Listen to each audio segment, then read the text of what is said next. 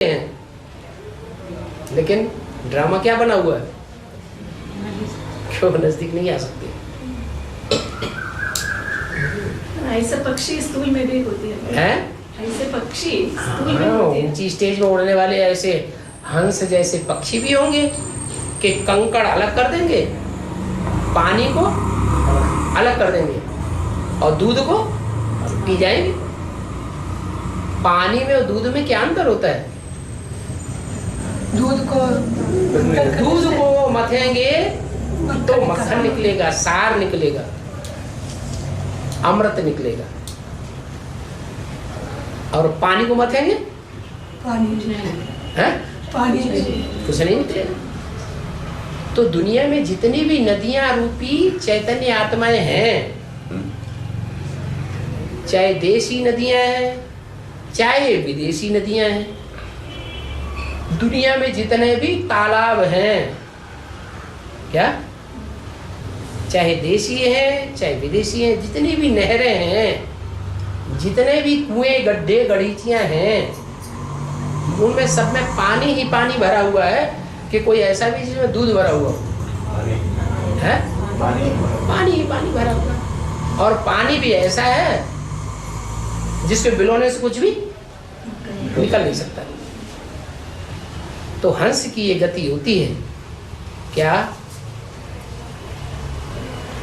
कि मनुष्य जो कुछ भी सुनाते हैं दुनिया में, कितने भी बड़े धर्म पिताएं हुए हों, धर्माचार्य हुए हों, वो जो कुछ भी सुनाएंगे वो सुना हुआ सुनाएंगे। उसको मंथन करने से नई बात नहीं निकलेगी। लेकिन ईश्वर ऐसा आकर के ज्ञान सुनाता है, ऐसा गीता ज्ञान देता है, ऐसी वेदवाणी ब्रह्मा के मुख से उच्चारता है, ब्रह्मा के मुख से वेद निकले। शास्त्रों में लिखा है ना कि उसको जितना ही मंथन करेंगे उतने नए नए रत्न निकलेंगे, नई नई बातें निकलेंगी। इसलिए मुरली में बोला है कि अभी गीता ज्ञानामृत नहीं कहेंगे। अभी माने कब? जब तक ब्रह्मा बाबा जीवित थे, ब्रह्मा के मुख से वाणी उच्चारी जा रही थी, तब तक अमृत नहीं निकला। क्यों? क्योंकि उस ब्रह्मा मुख से जो वाणी उच्चारी जा रही थी, वेद वाणी, उसको सुनने वाला कौन था सबसे पहले? ब्रह्मा की आत्मा पहले सुनती थी, क्योंकि उसके नजदीक ही बैठ करके सुप्रीम सोल सुनाता था। वो ही नहीं मनन चिंतन मंथन करता था, वो उन महावाक्यों को ऊपर ऊपर सुनता था या उनकी गहराई में जाकर के नई नई बातें निकालता था, ऊपर सुन लेता था। तो जब ब्रह्मा, जो ब्रह्मा कुमार कुमारियों का हेड है, वो ही मंथन नहीं कर रहा है, तो उसको जो फॉलो करने वाली आत्माएं होंगी वो मंथन करेंगी उन महावाक्यों का, उस वेदवाणी का नहीं। भक्ति मार्ग में भी ऐसे ही हो गया। क्या हुआ? भारत के कोई विशेष मनीषी हैं जिन्होंने गीता के ऊपर विशेष मनन चिंतन मंथन करके गीता की टीकाएं निकाली हैं। रामानुज गीता, शंकराचार्य गीता, गांधी गीता, टैगोर गीता, 108 से भी ऊपर टीकाएं निकल चुकी हैं गीता की। तो प्रैक्टिकल में जब भगवान आके गीता ज्ञान सुनाता है तो उसका भी मंथन होता है। मंथन करने वाले नंबर 1 वही निर्क्षीर विवेकी हंस है। पानी कहा जाता है, जो मनुष्य सुनता सुनाता है वो है पानी। चाहे गंगा नदी ही क्यों हो चैतन्य में कोई इस दुनिया में बैठी हुई, भले संसार में प्रत्यक्ष हो जाए, दुनिया समझ ले कि यही ज्ञान गंगा नदी है जिसका चित्र शंकर के सिर पर दिखाया जाता है, कन्या, लेकिन वो भी सुना हुआ सुनाएगी कि कुछ नई बातें निकाल के सुनाएगी? सुना हुआ ही सुनाएगी। वो है पानी। लेकिन जो असली दूध देने वाला है वो तो भगवान ही आकर के देता है, वो पानी नहीं देता है, उसका मंथन होता है, मंथन से फिर अमृत बन जाता है। तो जो हंस होंगे, हंस प्रकृति के, वो मनुष्यों की सुनाई हुई बातों को ध्यान ही नहीं देंगे। नहीं तो क्या होता है दुनिया, वो ऐसे कहता है, वो ऐसे कहता है। टीवी में देखो आजकल ऐसी बात आ रही है, माया सभ्यता आ रही है, 2012 में दुनिया का विनाश हो जाएगा, वही बात है। बुद्धि में क्या होगा, घूमती रहे। लेकिन जो निर्क्षीर विवेकी हंस जैसी श्रेष्ठ आत्माएं होंगी, वो उन बातों पर ध्यान ही नहीं देंगी। बक बक करते हैं, करने दो, है भी डार्विन थ्योरी जैसी, और वो चंद्रमा पर जाने वाले लोग हैं, इनकी बातों को कोई विश्वास नहीं करना। बाबा ने जो कुछ कहा है उन बातों को मंथन करो। बाबा ने मुरली में बोला है, एक एक मुरली को 6-7 बार पढ़ो, 6-6 बार पढ़ो, तब बुद्धि में बात बैठेगी असली। नहीं तो 6-6 बार पढ़ने की क्या जरूरत है। कुमार का दादी में तो इतनी ब्रिलियंसी थी कि एक मुरली को एक बार सुन ले तो ज्यों की तो शब्द बाई शब्द पूरी मुरली सुना देती थी, 4 पेज की।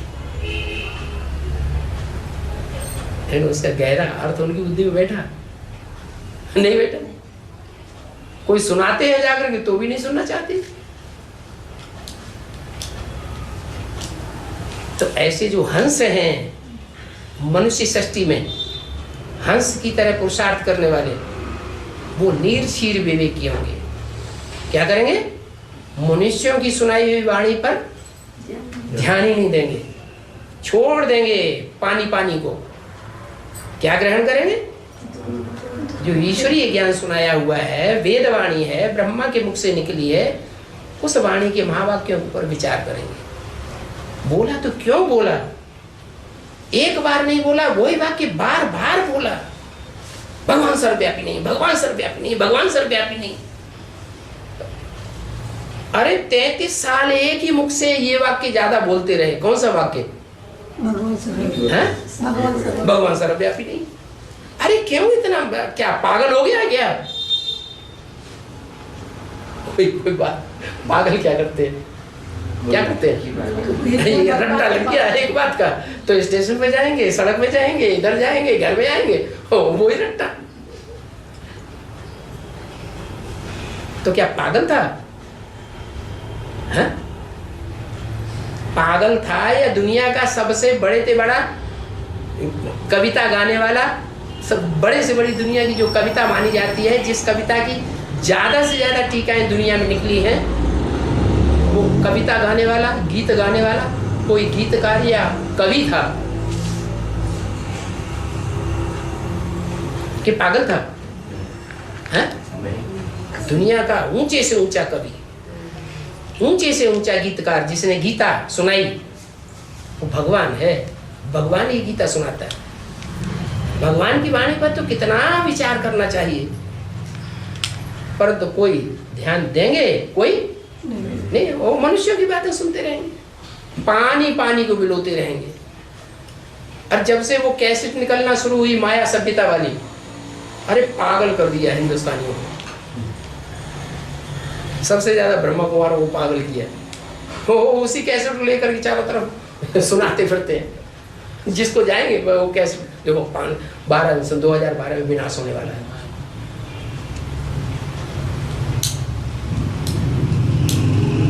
लेकिन जो हंस जैसी आत्माएं होंगी, मान सरोवर के किनारे बैठने वाली आत्माएं होंगी, चैतन्य ज्ञान मान सरोवर के किनारे बैठने में आनंद मानेंगी, या वहां पहाड़ पे जाएंगी, कैलाश पर्वत में। चैतन्य ज्ञान सरोवर की बात है। उसके नजदीक बैठ करके जो प्यार से सुनने वाले होंगे, वो निर्क्षीर विवेकी हंस कहे जाते हैं। दुनिया में अभी भी ये कहावत है कि मानसरोवर झील के किनारे हंस ज्यादा होते हैं। और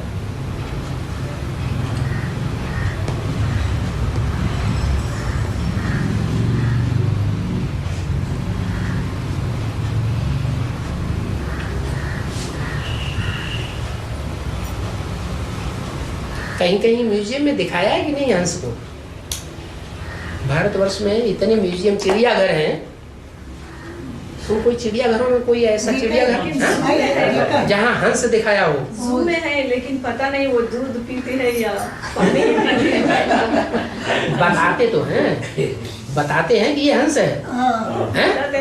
बताते हैं। काला भी है, सफेद भी है। सफेद है। बगुला ना, काला बगुला नहीं, हंस व्हाइट देखता है ना। हाँ, तो ऐसे ही एक टांग पर खड़ा रहेगा, हाँ, वो तो बगुला। जैसे बड़ा भक्त है, और जैसे ही मछली आएगी, पक्का ले। चाहे वो मरी हुई मछली ही क्यों न हो, 20 आदमियों की भोगी हुई विभिचारिणी औरत क्यों न हो, वो मरी हुई मछली को भी खा जाए।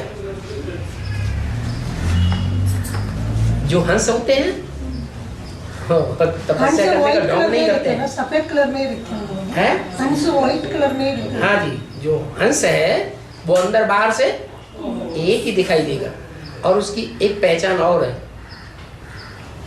उसकी चोंच को फाड़ करके अंदर मुंह में देखा जाए, गले में, तो एक हंस उसके अंदर और बैठा हुआ है, अयो, छोटा सा हंस। ब्रह्मा बाबा हंस है कि नहीं? हैं? ब्रह्मा बाबा हंस नहीं है? तो वो अभी वर्तमान जो दुनिया है उसमें हंस के अंदर होना चाहिए कि नहीं होना चाहिए? बाप दादा माने ब्रह्मा बाबा वाली आत्मा बच्चों में प्रवेश करके पार्ट बजाती कि नहीं? जो भी 108 आत्माएं होंगी, निर्क्षीर विवेकी नंबरवार हंस हैं, उनमें बाप दादा की आत्मा प्रवेश करती है नहीं? ब्रह्मा की सोच प्रवेश करती है। तो वो छोटा सा हंस हो गया जो उसकी चोंच के अंदर अंदर दिखाया जाता है। ये पहचान है। बगुला होगा उसके अंदर, अंदर चोंच फाड़ के देखो, उसके अंदर नहीं होगा।